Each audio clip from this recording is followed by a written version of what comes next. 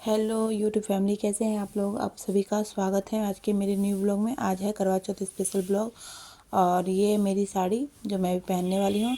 इस साड़ी की मैंने ब्लाउज स्टिच नहीं करवाई है क्योंकि बहुत सारी ब्लाउज हो जाती है, फिर वो बाद में काम नहीं आती है। और मैचिंग करने से कोई फ़ायदा नहीं है। कभी कभी कॉन्ट्रास्ट भी पहनना चाहिए, मिक्स एंड मैच करके ब्लाउज पहनना चाहिए। उससे क्या होता है ना, आपके ब्लाउज सिलवाने का झंझट भी ख़त्म हो जाता है और आप नई साड़ी को बहुत अच्छे से पेयर कर सकती हो। बस हाँ, इस चीज़ का ख्याल रखना कि कौन से कलर का कौन से कलर के साथ कौन सा ब्लाउज कॉन्ट्रास्ट में ज़्यादा अच्छा लगेगा, क्योंकि कॉन्ट्रास्ट भी एक मिक्स एंड मैच करने का तरीका होना चाहिए। चलिए, बहुत बातें हो गई, मैं तैयार हो जाती हूँ। तैयार में मैं बहुत ज़्यादा हैवी मेकअप नहीं करूँगी क्योंकि मुझे उतनी मेकअप आती नहीं है। बस नॉर्मल जो तैयार होना होता है बस वही होंगी। और आप भी ऐसा करना, बार बार ब्लाउज सिलवाने की ज़रूरत नहीं होती है, मिक्स एंड मैच करके हम लोग पहन सकते हैं। तैयार हो गई हूँ, अब मैं जा रही हूँ पूजा करने की तैयारी करते हैं। और हम लोग में कैसे पूजा होती है करवा चौथ की, चलिए बने रहिएगा, देखिएगा कैसे हम लोग पूजा करते हैं। पंजाबियों में हर जगह करवा चौथ की पूजा का तरीका अलग होता है। और चलिए देखते हैं, पहले हम लोग कैसे करते हैं वो देखिए। ये में पानी है, रोली चावल दक्षिणा यानी बाना के लिए, ये गेहूँ है और ये है हम लोग का मिट्टी का करवा। ये आप सोच रहे होंगे ये सजा हुआ क्यों नहीं है, पर हम लोग में ऐसे ही करते हैं। मिट्टी का करवा होता है ये। और एक और तरीका का होता है, वो हमारे यहाँ नहीं मिलता है। मेन चीनी का बना हुआ करवा होता है, पर यहाँ मिलता नहीं है, तो हम लोग चीनी डाल के सगुन कर लेते हैं। मैं आपको दिखा सकती हूँ मैं पूजा कैसे करती हूँ, वो भी आपके साथ शेयर कर देती हूँ। ज़्यादा लंबी वीडियो नहीं होगी, छोटी रूप में बता रही हूँ। और कहानी सुनकर सीधे शाम रात को जब चाँद निकलेगा तब अर्घ देके हम लोग खाना खाएंगे।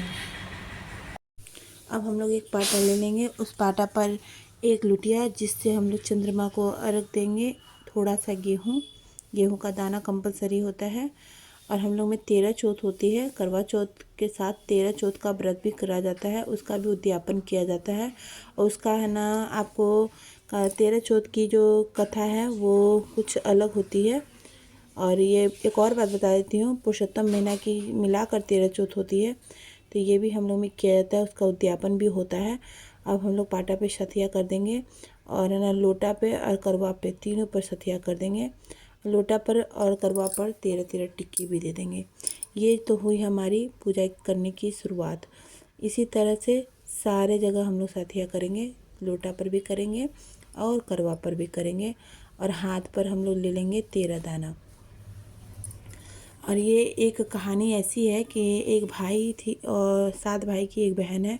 और बहन सुबह ही चाँद देख लेती है, चाँद देखने के बाद अपना व्रत खोल लेती है। उसी वजह से उसके हस्बैंड की डेथ हो जाती है और उसी को वो करवा चौथ माता से जिंदा करके लाती है। इसकी पूरी शुरू से लेकर एंड तक की कहानी है। इसी कहानी के ऊपर करवा चौथ माता की कहानी। और कार्तिक की चौथ बहुत बड़ी चौथ होती है। हर मंथ की चौथ का अलग अलग महत्व है और अलग अलग महत्व के साथ अलग अलग कहानी होती है। कार्तिक के बाद एक और चौथ आएगी, माघ की चौथ, वो बेटा की माँ करती है। वो भी चौथ मैं करती हूँ। और आप देखियो, मैंने है ना करवा और लोटा दोनों पे टिकी और है ना आपको साथिया कर दिया है। गेहूँ के दाने 13 दाने मुझे जो मैंने 13 दाना ले लिए हैं गेहूं के। और अब मैं कहानी सुनूंगी। कहानी अगर आपके घर में कोई बड़ी है तो वो सुना देती है, मेरे घर में कोई बड़ी नहीं है, मैं अकेली हूँ, तो मैं खुद ही कहानी सुनूंगी ये बुक पढ़ के। और ये दाना हाथ में रहेगा, ये हाथ में ही रखी रहूँगी जब तक कहानी सुनूंगी।